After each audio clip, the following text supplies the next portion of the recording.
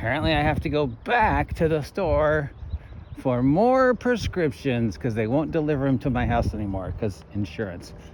But that gives us an excuse to walk through the park and see if we see any monarchs and blather incoherently about the fate of 50th anniversary Dungeons and Dragons, because why not? What else are we going to talk about? How awesome Call of Cthulhu is?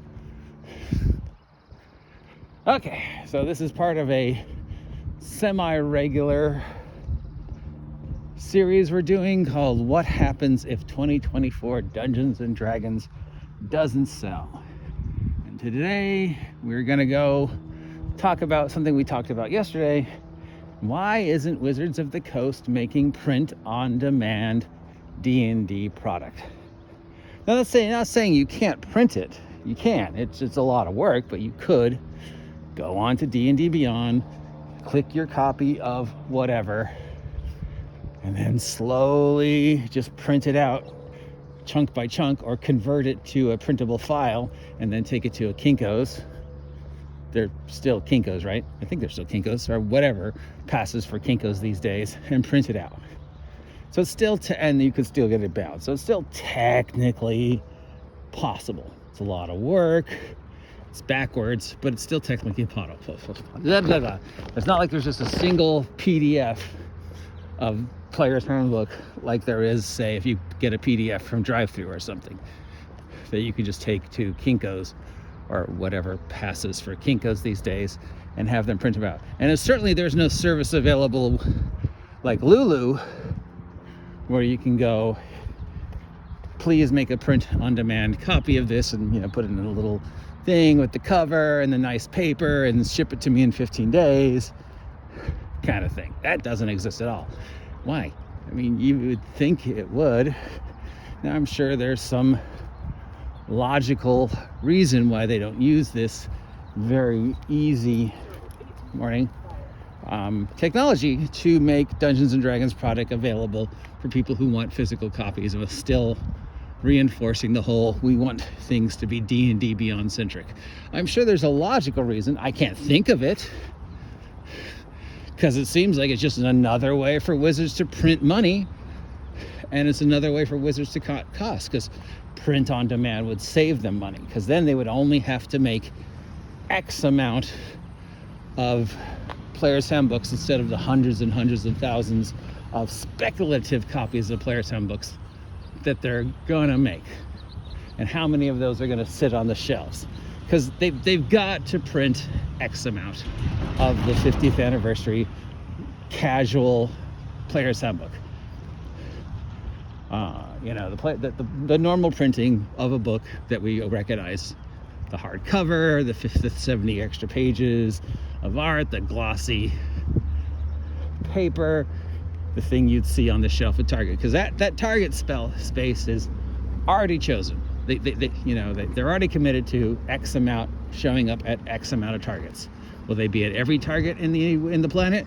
No, but they will be at some Target. It's like I always said when I worked at Target. Hey, the catalog says you have it in stock. No, the catalog says Target has it in stock. It doesn't say my Target has it in stock. It is definitely in stock somewhere amongst our several thousand stores. There is a Target that has that TV. Same thing with the Player's Handbook. It's not going to be every Target that has the D&D shelf, but some of them, that space, that Hasbro relationship with Target is there. So we know Casual Observer Player's Handbook is going to be at Target. We know that X amount is already going to be regulated to the Amazon shop. That relationship is already there. So we know, again, we're going to call it Casual Player's Handbook. And we'll get to why I'm calling it Casual Player's Handbook momentarily. So we know that relationships already exist. So we know X amount will be on the shelves of Amazon. And we know that they have the D&D store that runs through D&D Beyond that they want you to preferably use, where they're going to be doing the deal, buy the digital Player's Handbook now. When the physical one comes out, you get it for less. Or wait till the physical one comes out and you have to pay full price, plus you have to pay the extra money for the digital copy. But yeah, so there's going to be X amount reserved for the D&D store of the casual player's handbook. Okay, so we know they're going to print it, and we know they're going to print a lot of them. So that goes without saying, but there's still a way for them to save money, use the print on demand, and there's still a way for them to show a profit for the physical copies if the casual ones don't meet the estimated amount. And that's the special edition ones, because we know those are going to exist, right? So these are the special edition limited quantity player's handbook, DM's guide, monster manual. They're going to be the ones with the faux leather cover and the gold embossed art thing on the cover. Howdy. Oh, hi, puppy dog. All right. Probably signed, limited edition, 1 of 1,000, right? And then there may even be a deluxe version of that, you know. I speculated about this previously, but okay, you have your $100 special edition Beetle and Grimm faux leather gold embossed. Then you have your exclusive 1 of 1,000 with like a slipcase that comes with a lithograph and it's signed by everybody who made it thing, and you sell that for 150, 200 bucks, right? Now that's pure money in the pocket, because you know it costs them almost nothing to print those limited editions, and they're making 80% profit. You're buying a $10 book for 150 bucks plus shipping. So we know those are going to exist. So we've got X amount guaranteed for Target. We've got X amount guaranteed for Amazon. We've got X amount guaranteed for the online store. And we've got Y amount of the limited run special editions. That still leaves a huge hole that could be filled by going print on demand. But they're avoiding print on demand. And why are they avoiding print on demand? Best guess is they are counting on people accepting D&D Beyond as the way to access D&D shit going forward. That's the plan. That's the architect. That's the blueprint. That is what they've been telling us since 2020. And on the surface, yeah, sure, okay, I get it. Makes total sense. Except there is one glaring flaw with having no physical product and being totally dependent upon D&D Beyond. And I've talked about this before, and of course is D&D Beyond, no matter how good it is or bad it is. Ooh, bunny or snake or gopher? I think gopher probably. And that is D&D Beyond is reliant on the interweb, right? No interweb, no D&D Beyond. D&D Beyond is reliant on how accurate and fast your method of communicating with D&D Beyond is.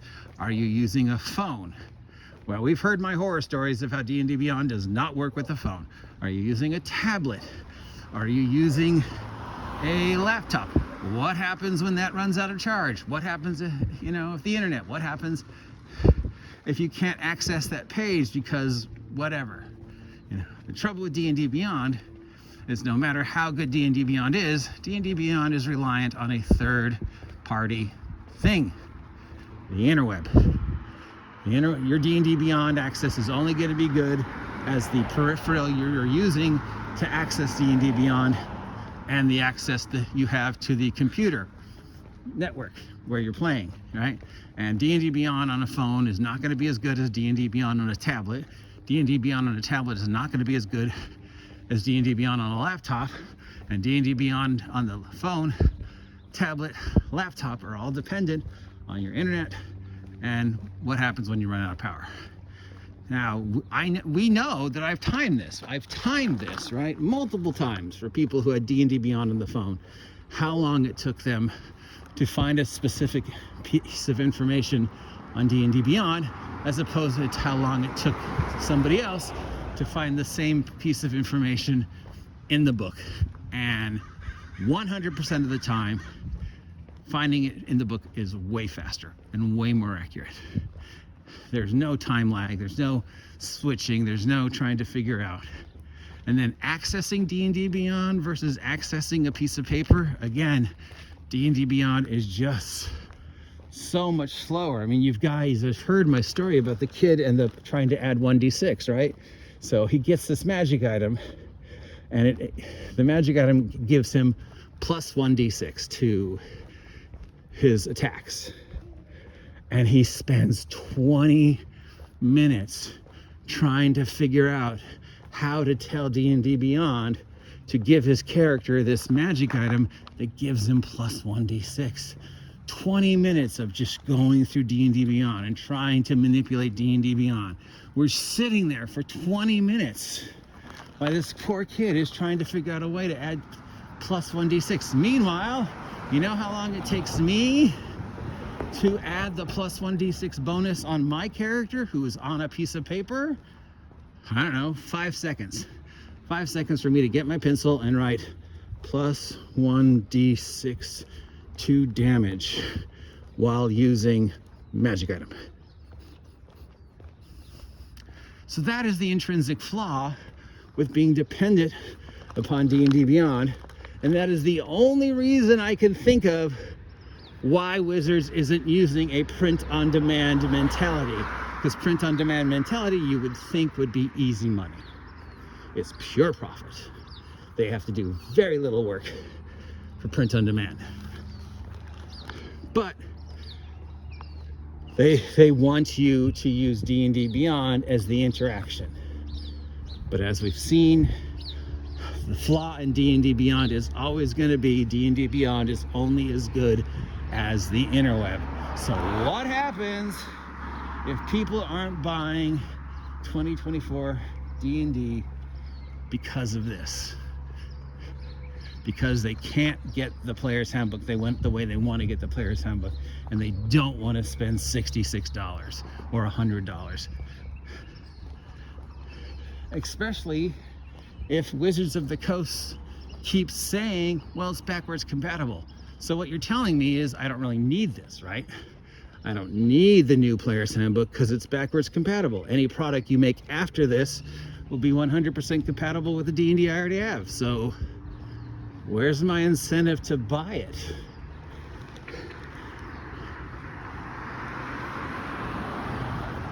All right, we're almost at the store. What are your thoughts today? Where do you see the 50th anniversary going? How many more times can I milk this topic? Let me know what you're thinking. Have a great day.